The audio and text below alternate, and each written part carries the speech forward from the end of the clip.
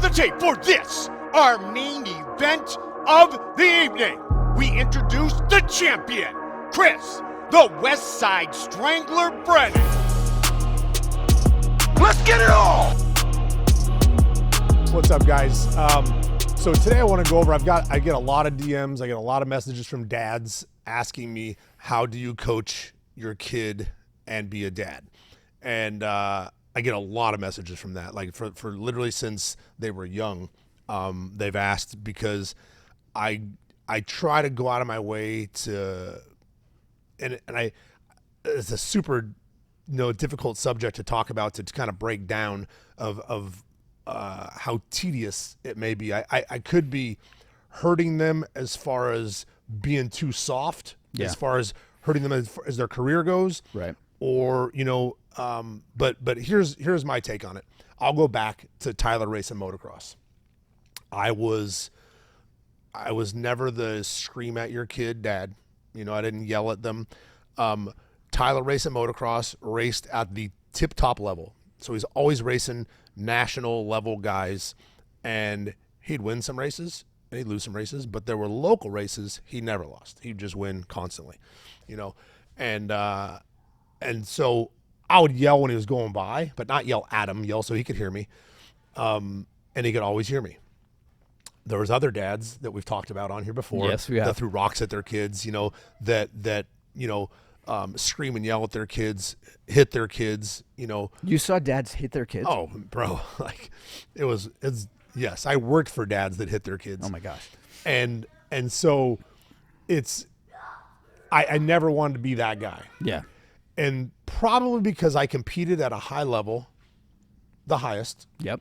It helped me understand that you don't have to yell at me or punish me if I don't perform well. No one wants to perform well more than me. Yep. No coach wants me to perform well more than I want to perform well. So my whole thing was always, they choose to do this. They want to do this. They're not going to underperform on purpose. If they do, there's something bigger, something wrong. Yeah. So in motocross, I would get frustrated. We put a lot of money into it. I was probably spending $35,000 a year on Tyler racing motocross while he was 6 and 7 and 8 years old. Oh my gosh. Yeah. There are other parents out there who had firsts, seconds, and thirds on their homes so that their kids could race. Like they were putting hundreds of thousands, $100,000 a year for these kids to race. There were kids that would fly in their dad's jet and bring their bikes that way. There were guys that would come in $300,000-$400,000 motorhomes and slide the bikes out from underneath the motorhomes. Like it was wild. Yeah. And we're running out of the back of my pickup truck. Okay. And I was working for guys in the sport to be able to afford it. I was training. I talked about before. I was training a kid who had the record for the most national titles in a season as an amateur, and in return, KTM gave me free bikes for my son. That's awesome. And that was a huge help for me. Then there was another guy, Mun Racing. They helped me. They gave me a free bike for wearing their stuff on my clothes when I fought. I was doing anything I could to hustle and keep them going. Right. And so me coming up, I wanted to race motocross. I wanted to race. That was the number one thing I wanted to do. And my parents just didn't, they put into it a little bit. And then when I would get in trouble, that's what they would take away from me. And they would take that away and take that away and take that away until it was, there was no more. And so it didn't pan out for me. So if I can pause you on that one, that seems like a good currency to use for kid or for parents. Like, hey, you got to shape up. If this is the thing you love, right, you got to stay in line. Otherwise, this thing that we're sacrificing for, this is a privilege to be. I can see that as a parent. Right. Now looking at it as a dad and seeing that changed your trajectory, is that an approach you would use with your kids to take away that thing that they love, or do you think that's detrimental? Yeah. So for me, that was all I had going for me in a positive direction. Okay. And as a parent, I would see that, I was getting in trouble when I wasn't doing that. Yeah. That was the thing I wanted to do. And as at a young age, and it just, for whatever reason, That was what got taken away. And then staying with my aunt and uncle who really supported me and took care of me and kind of raised me at certain points, they took that away from me because that's where I would ride. So yeah, just it went away. And so I never wanted to be that person, but I see, people doing that. And, I think there are other ways. I used incentive, and I'll get to that in a minute, what I did with my kids in junior high and high school. But anyways, back to the motocross. I didn't want to be the dad that screamed and yelled at the kid. The kid didn't want to lose. So one day, Tyler broke his collarbone, comes back, racing super fast, doing great. And then one day we go to a local track, and he is just riding around the track in the race. And this is a track that he laps guys at, and he's getting lapped. And he comes off the track. I'm like, what are you doing? What are you doing? And he's like this. And I was like, what is that? Like, what do you mean? What are you doing? I'm not yelling at him, but I'm super frustrated. Absolutely. They both look up to me. So he's in tears because I'm kind of being a dick by being frustrated. Yeah. And he went out the next moto and did the same thing again, same day. And he comes back, and I'm like, hey, I was like, what are you doing, Tyler? Do you want to do this or what? And then Jen, his mom, she looks at me, she says, hey, calm down. She goes, don't ask him to ride again until he asks you. Mm-hmm.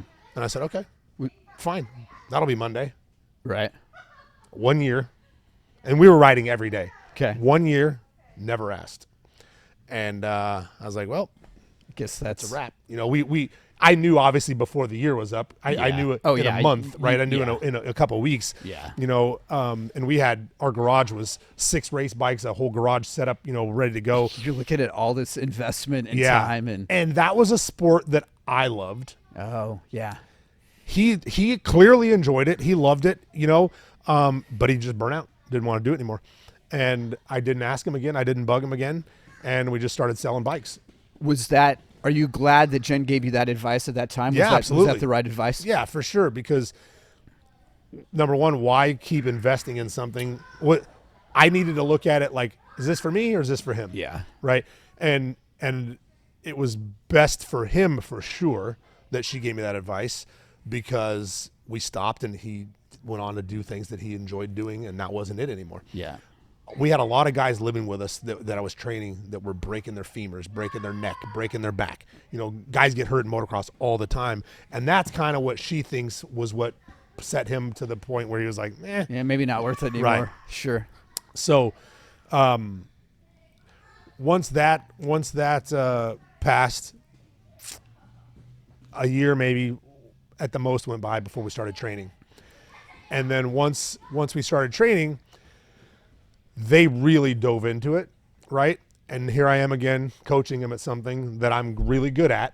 And have passion for. So I'm like, am I going to end up in the same position again? Yeah.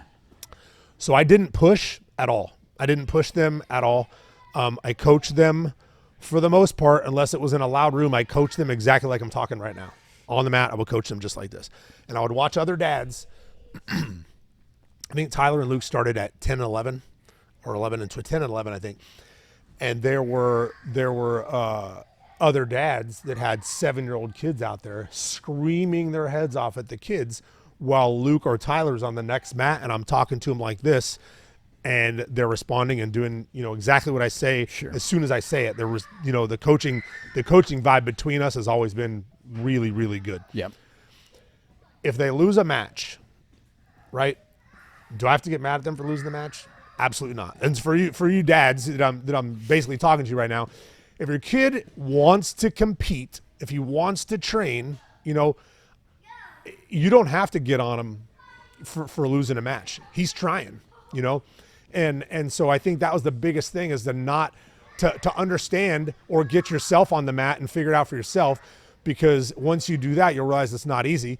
But understand that your kid wants to compete. He wants to do that. If he doesn't look like he wants to be, then he doesn't.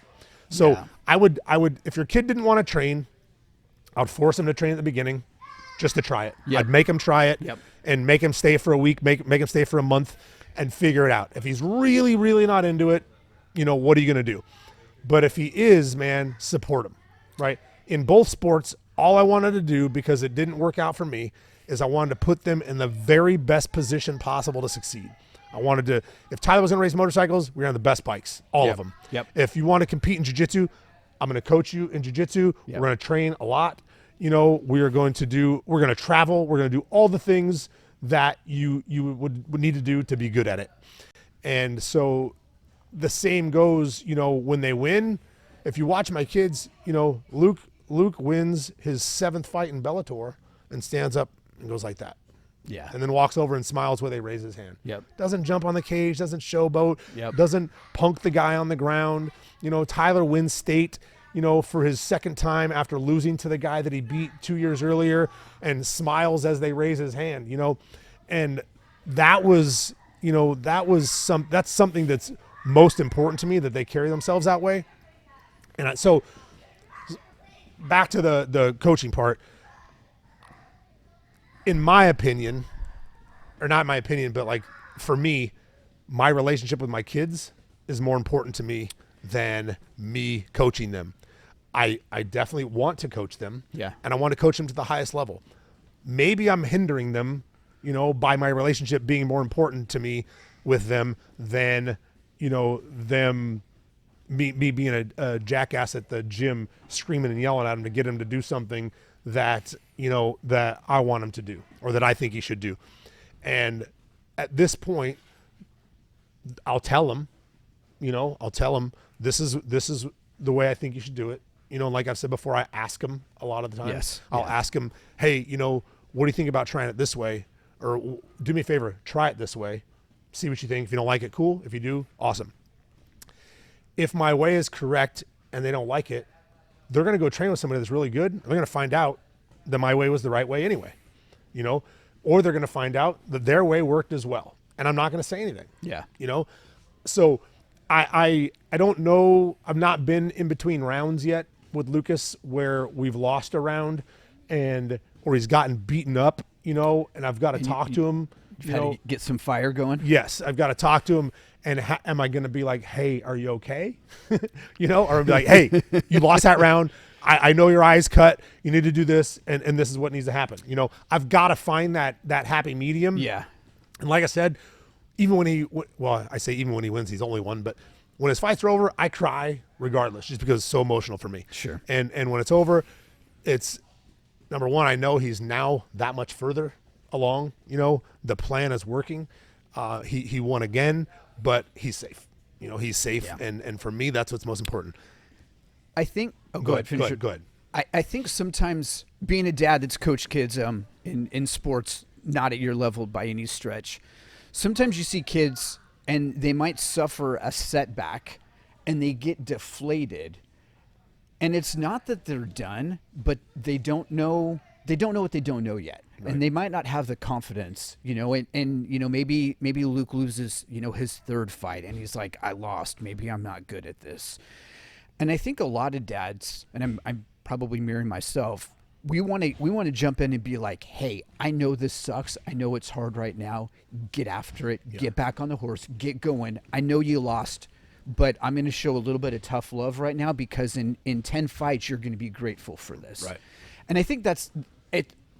How do you find that balance, or how do you find that balance of understanding when you need to motivate, and then understanding when they're not going to ask you again for a year? Yeah. So I definitely give the motivation, but I also definitely give a decent amount of tough love.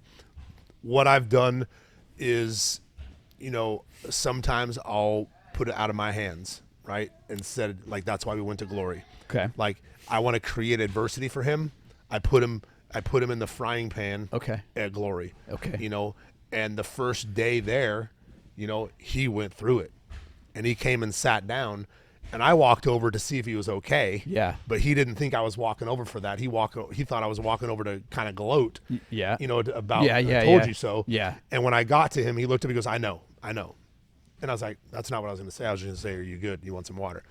And but it took 3 rounds of training with different guys for him to realize, oh, I need this.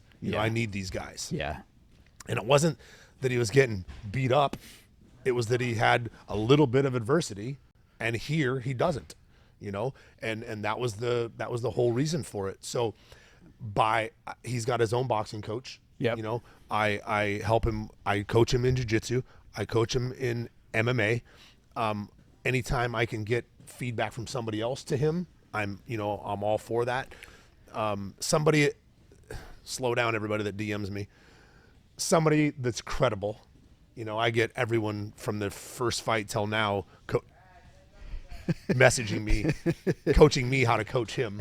And I'm like, bro, like we're on a 10-fight win streak right now. Yeah. He's been punched 4 times as a professional. Yeah. Slow down. We're doing okay. Yeah, slow down. Like I'm not cocky in the fact that we're the best. I'm just saying like I have my guys, I do a great job at what I do. I know that, Well, and nobody, I mean, if I were to give you coaching advice, I have nothing to give you because I've never been in either of these situations. And I can't imagine that there are very many people outside the people you're reaching out to that have more to offer than what you already have in the bank. He won his fight in Vegas, an amateur fight in Vegas. And we were walking back to the locker room, and a 10th Planet guy came up and started talking to us, telling us what he should have been doing, what he could have done different on the field. I'm like, bro, he won 15 seconds ago. Shut up. Get out of here. Like, what are you doing? Yeah. Like, get out of here. Yeah. Like, we need that right then, if he lost or if something went wrong in the fight, and we went to the back and sat down and decompressed for a second and talked about it. Cool. But going back real quick, if they lost, okay, and they didn't lose very much. Lucas lost his first year of jiu-jitsu, and then he lost a couple of heartbreaking matches in high school in wrestling. And I learned, so I used to go find them. They would both just disappear. Yeah. And I would go find them, and I ended up learning after a few times that bugged the crap out of them. Oh. They want to be alone. So I stopped doing that. Okay. I wanted to find them, not to You wanted to be a dad at that point. You wanted to put your Yes. arm around him and be a dad. Yes, and I learned that that wasn't the time. So I let him be, and that's the main thing I've done through all of this is let them be. If you have to push them, beyond a reasonable whatever, maybe they don't want to do it at that level. Yeah. You know what I mean? If you have to, and I've always said this to everyone I've trained in fighting or motocross, if I want this for you more than you want it for you, I'm no good to you. Yeah. I struggle training now people, aside from my jiu-jitsu class. I love the beginners. It's great. But I struggle to train guys who are not 1,000% in it. Yeah. If I'm going to train you, if you fight or want to fight, you better be here every day. You better be in all the classes every day. Yeah. You better be at sparring. You better be at everything. Otherwise, dude, get away. Like, I've got no time for you. And I was talking to James Krause about this, and he pointed out 2 guys on the mat one day. He goes, see those 2 guys? And I said, yeah. He goes, I've never worked with them before. I'm not going to work with them. If they're here more and they whatever, and they get through these guys helping them, there's so many guys on the mat that can help them before I need to help them. Yeah. And they're 3-day-a-week guys. Right. And that's the thing. Like, when you want to be that guy, I'll know it. You only have to tell me. You know what I mean?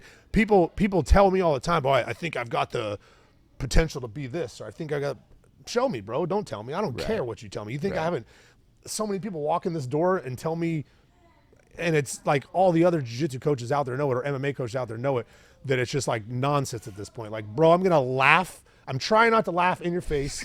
I'm going to wait till you walk out the door and I'm going to laugh at you. Yeah. Right? Like, stop it. Just go away. It's not a normal sport, and it's not for everybody.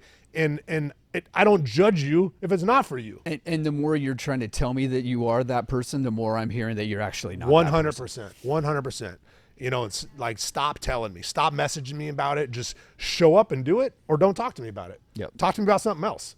But I am striving to coach guys to be great.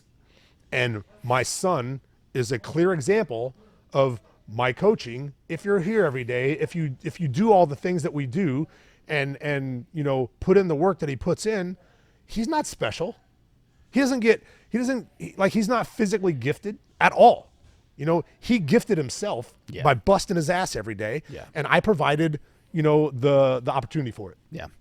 But if someone can be here as often as he can be here, they get the same thing.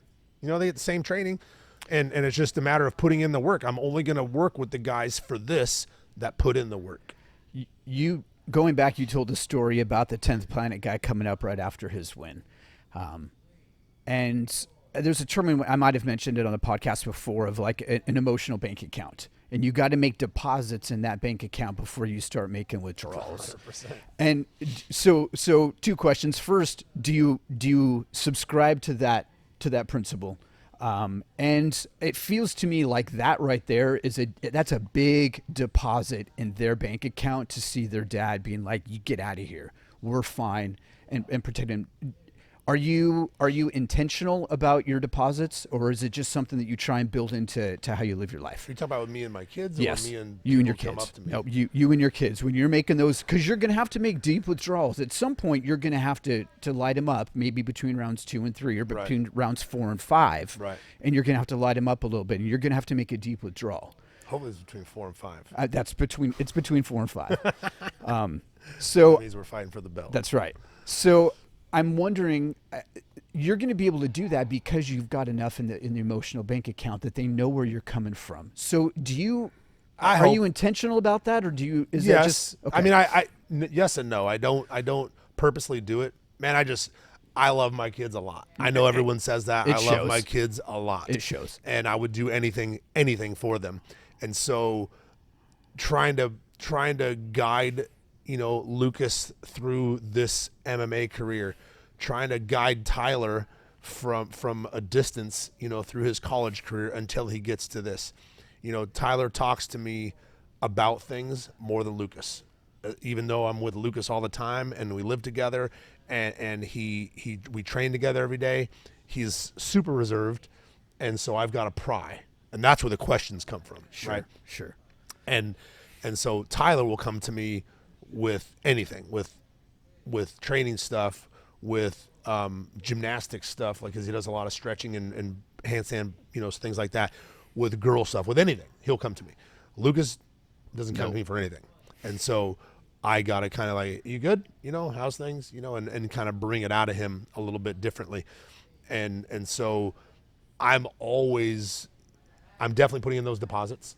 And you're right, at some point it's going to be a different me in the corner.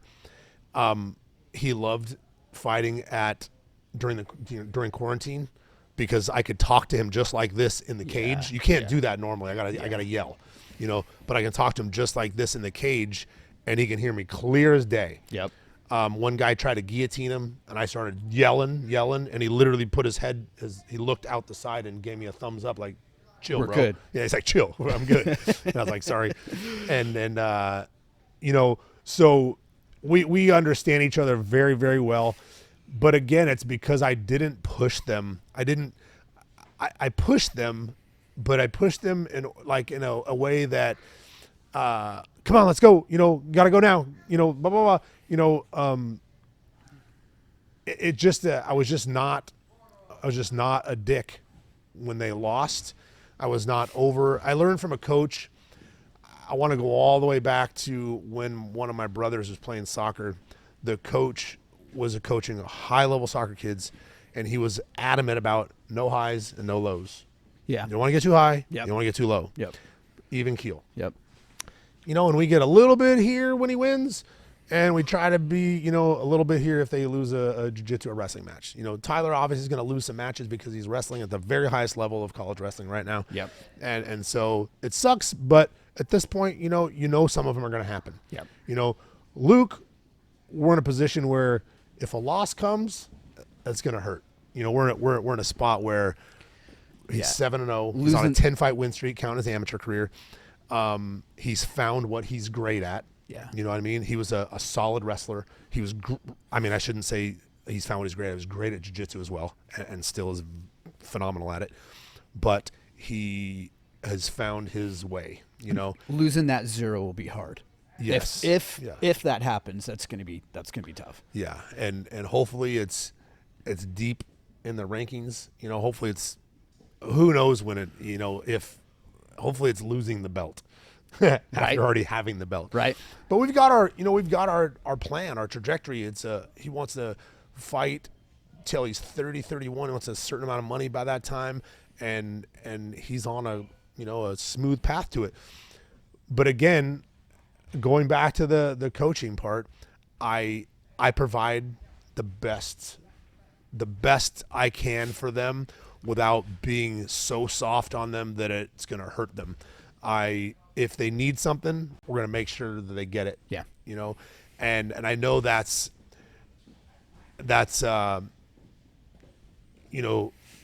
should he have to work harder for it?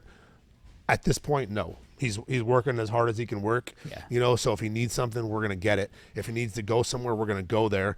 If Tyler needs something, if he needs, for example, they needed they were looking for wrestling partners, like RTC guys, regional training center guys, Olympic training center guys. And I told his coaches, I'll pay $1,000 a month for someone to come there. I'll give you $1,000 a month to get someone there for him.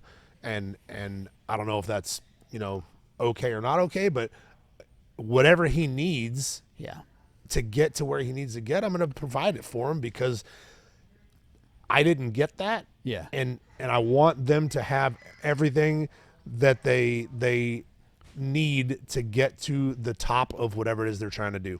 And if it doesn't happen, cool.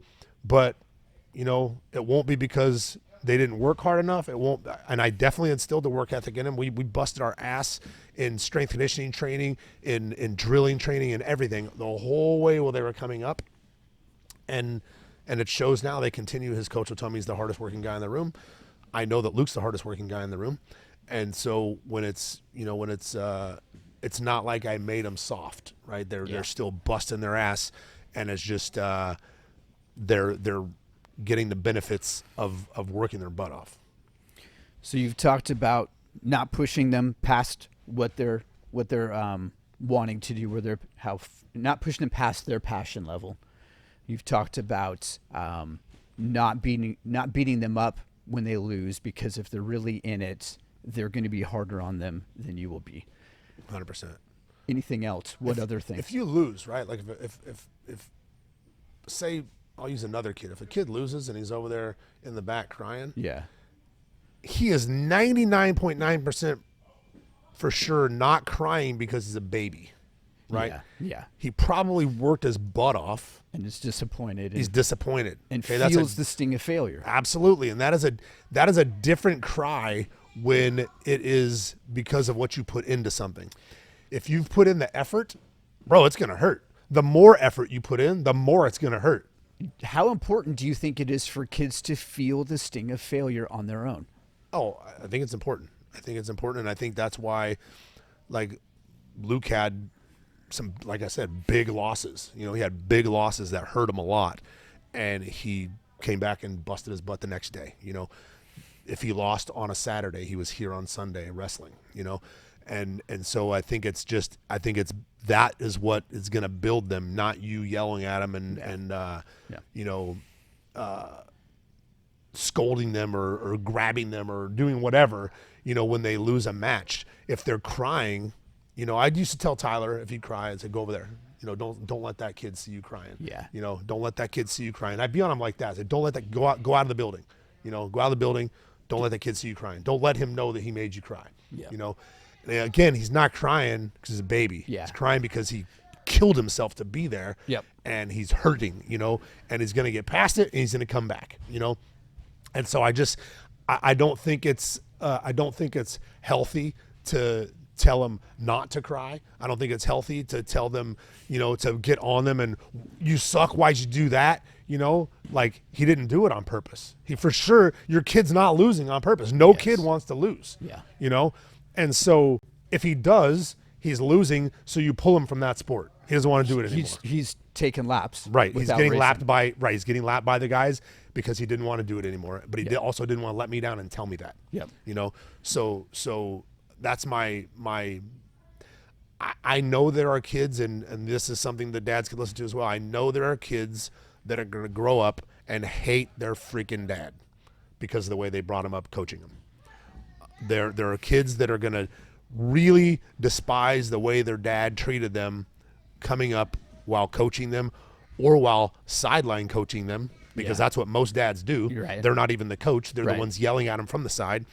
And so do you want that? Do you want that resentment? And I think that that's something that is 100% going to be a thing. And for me, I can rest assured it's not. I agree with that, and I think it's super, it's awesome advice. I also kind of empathize a little bit with the dads who I don't think they realize the cost, and they're trying to say, look, I don't want you to 10 years from now be like, man, I wish I had stuck with this. And you're like, and I the dads are going in there with the best intentions. They love their kids. They're trying to do the right thing. And so I feel empathy for those dads as well, because they're not going in it to hurt their kid. They're not going in it to damage the relationship. And I think it's just hard to know where that balance is. I think when that's happening, it's more their ego is getting crushed by their kid losing. Their ego is getting, they're in front of people, they're worried about it. And that's not, they're doing it for them, not their kid. If your kid stops and you want to ask him again in 6 months if he wants to do it again, or ask him 6 months again after that, and down the line and down the line and down the line. If he always doesn't want to do it, then he doesn't want to do it. So that way he won't come to you later wishing he did it if you've brought it up every once in a while to do it. Jiu-jitsu, wrestling, mixed martial arts, not fighting, but the sport of it, I think, is very important for every kid to do. I think every kid should. It changed my life, and it definitely changed my kids' lives. And I just think it is something that is now, it's so important for self-defense, for confidence, for your whole being, the way you carry yourself. Everything is just much different because of it. And I think I would push to do it. But I've got kids in my jiu-jitsu class that I tell their parents straight, I'm like, he does not want to be here. Yeah. He's now a deterrent in class. He's now a pain in the ass for other kids, and so I would rather lose that $150 a month and let them go do something else than him distract and 3 or 4 other kids want to leave because of him. How important, if a dad wants to build a relationship with their coach and get on the same page and be like, hey, I want to reinforce what you're talking about. I want to be aligned with you. As a coach, do you welcome that? Is that taxing for you? Because I would, if one of my kids was really deep into this and you were their coach, I would want to be having conversations with you. Sure. On how to be aligned with you and how to reinforce what you're doing. Sure. As a coach, how do you feel about that, having a parent approach you like that? That's fine, as long as they're not coaching while I'm coaching. Yep.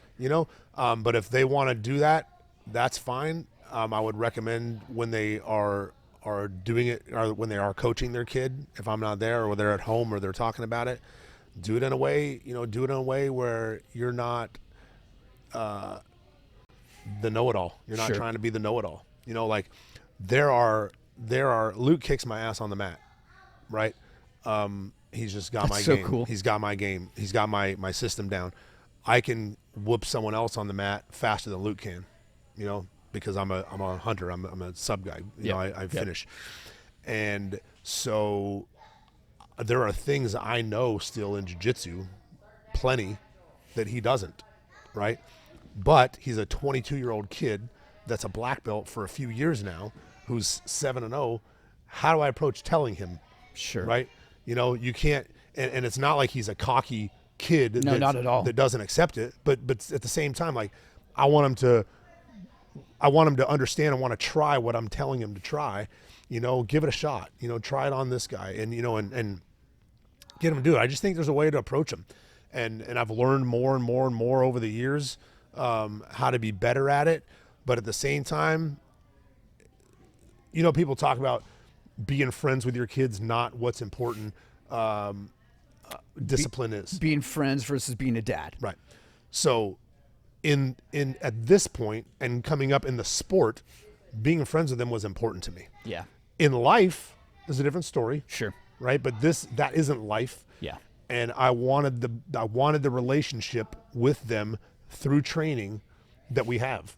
and it's continued for 12 years now, and they get the life discipline, but in this, I did want to be their friends. I did want to talk about this in 20 years. Yeah. I did want to have this through both of their careers and see them through to the end, so that is how I treated them through this whole thing. I treated them as I'm a coach, and listen to me, but not in a I'm bigger than you, I'm better than you way. Right. I was better than them for all of it, and so, but I didn't approach it. I didn't coach them like that, and it was just they always, what do you want to drill? You tell me. They'll tell me. What do you tell me? Tell me what you want me to drill. What should we do when we get there? What should we do?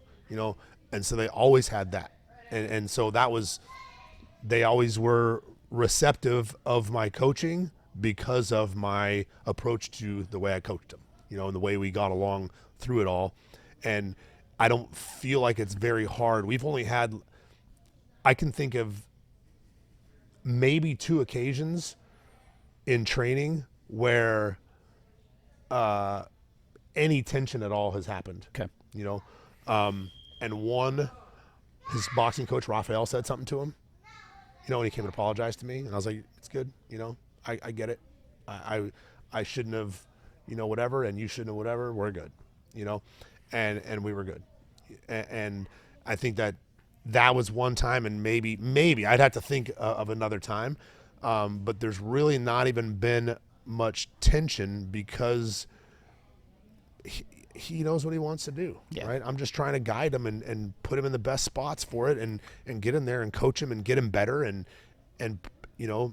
provide, like I said, provide for your kids, man. Whatever your kid wants to do, whether it's MMA, jiu-jitsu, boxing, basketball, buy all the basketballs. Right. Put up a freaking court in your yard. Right. Like go in with whatever it is. Not if he's tells you today I want to do it and tomorrow he might not. Right. But if he shows you that that's what he wants to do and he's months into asking for it and begging for it, man, go all in for him. And what's the worst? You're gonna lose, $500 on a court if he quits in 6 months, or whatever it is, but if he doesn't, you're now that much further along. And I guarantee that whatever money you have in the bank or whatever else you spent it on is not going to be as valuable to you or to your kid than the fact that you went all in on what they wanted to do. 100%. I mean, you're not going to wish that you had that money somewhere else. 100%. And like, for example, if Lucas came home tomorrow and was like, you know what? He goes, I don't want to do this anymore. I don't want to fight. I'd be like, seriously? If he said yes, I'd be like, all right, what do you want to do? What's next? What do you want to do? Yeah. Let's attack that. I would be sad because I think he's got all the potential in the world. You wouldn't be like, let's. Oh, I would tell him, let's take a week. Okay. Let's take a week and hit me up again in a week and let's talk about it. Right. But especially this sport, if you're having second thoughts, don't do it. Yeah. Because don't do it. You're going to get hurt. Right. And so, yeah, but I would be like, okay, what's next? What do you want to put your money towards now that you've earned from that? Yeah. And put you in a different direction. Yeah. If Tyler graduates college and doesn't want to fight, cool. What do you want to do? He'll probably compete at the highest level of jiu-jitsu, but he's, he wants to fight. But whatever it is, man, I just feel like support him and go all in with them. If it's something that they want to do as a career, sport wise, like if it's something else I have no experience, so I can't tell you, like, sure, buy all the computers in the world and code your brains out. Code your brains out. I don't know how to help you in that regard, but I would imagine the approach would be the same. I think the philosophy is the same. I think that's the same. And people need to split the not being friends with your kids to what they want to do. You can be friends with them in life, go ahead and be strict and do your thing. Be strict with grades and other things and all those parental things. But maybe I dropped out of high school in 9th grade. Yeah. In 9th grade, I did not go back to high school after 9th grade. And I barely went during 9th grade. My parents, better start working. Like, whose 14-year-old kid's parents say, okay, but you better start working. like they tried everything. Right. They didn't try everything, right? Right. And so here, this is what I was going to go back to. Lucas and Tyler in 8th grade, 9th grade, 7th and 8th grade, they started training. Once I knew they were all in and they were really going for it, and I could tell, and they're now about to go to high school, I'm thinking, oh my God, man, there's alcohol, drugs, blah, blah, blah. Oh. Not everyone's in this position to do this, but I said, hey, Yeah. I said, I'll tell you guys what. Instead of telling them not to do it, I said, I'll tell you what. If you don't drink a sip of alcohol or do a drug, smoke weed, anything, through the entire 4 years of high school, I'll give you $10,000 at the end. But you have to take a lie detector test. And if you lied, if you did it, you owe me $1,000. But I'll give you $10,000 at graduation if you do that. And they said, okay, deal. Little did I know how deep into this sport they would be and how, how easy that money was for them to make. I then said, as Luke started talking to girls, I said, I'll throw in a $2,500 bonus if you don't have sex through high school. And they looked at me and I was like, Focus. so Where are your priorities? So at the end of high school, at graduation, I owed them $12,500. And, they earned it. And then they were so into all this, aside from the bonus part, aside from the bonus part, going to college, they said, let's go double or nothing. Let's go double or nothing. You owe me 20, I owe you 2. And I was like, seriously? You think you're going to go through 4 years of college? Absolutely. And now Tyler's in college, taking care of all the guys on his team every day. He's a designated driver everywhere. Did you really have any, did you doubt that they could do it? I don't know. I didn't doubt it because I didn't. Well, I mean, I did at the beginning because I didn't realize how into the sport they were going to be right off the bat, and they just were all in, and so it was easy money. It was easy money, but I guarantee you, 99.9% of parents could give their kid a lie detector test through high school, and they'd fail, right? I got my kids through high school without doing drugs or drinking at all. With a carrot. Never even a sip of alcohol. Yeah. By saying, here, I'll tell you what. If you do it, I'll give you this. You gave them an awesome carrot instead of wielding a big stick. Instead of saying, hey, if you do this, you're going to do this. You're going to be grounded. You're going to be this. That doesn't work for anybody. That doesn't work for anybody. The more you tell someone not to do something, the more they want to do it. And so that I never told them not to, but there's a lot of parents out there that smoke and drink in front of your kids. And you guys can all get mad at me for this, but here's a lot of parents smoke or drink, not as many smoke anymore, but drink in front of their kids, but then get mad when their kids drink. That's like me doing jiu-jitsu and then getting mad because my kid wants to do jiu-jitsu. They want to do what you're doing. Absolutely. Right? They want to do what you're doing. And I learned that early on.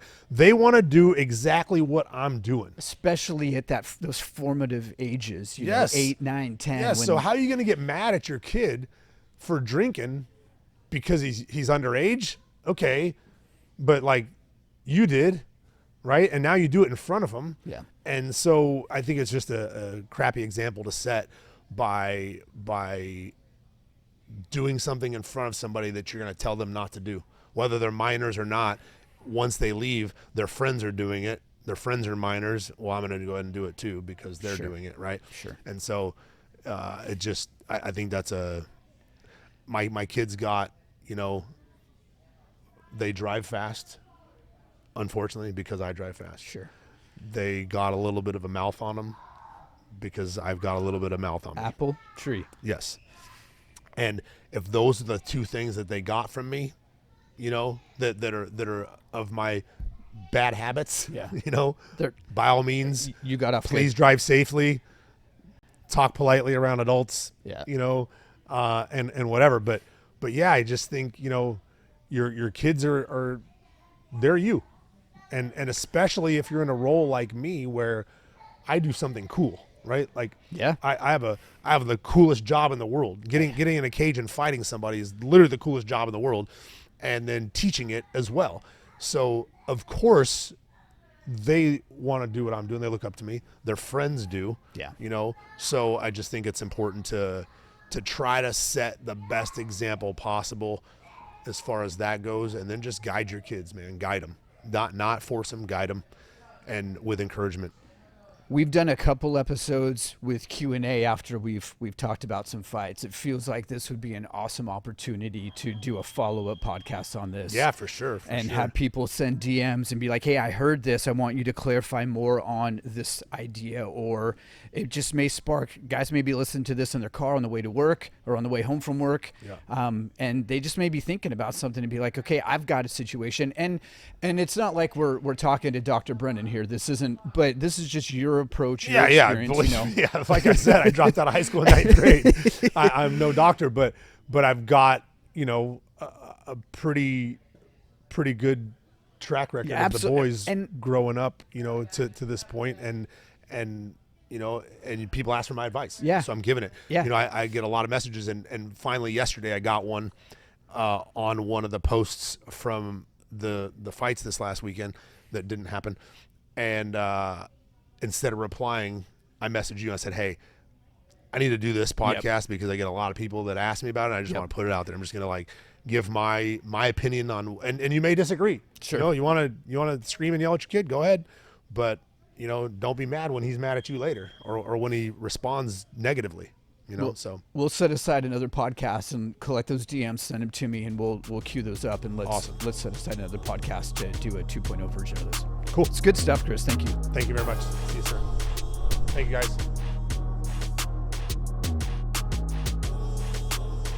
It is all over, just like that.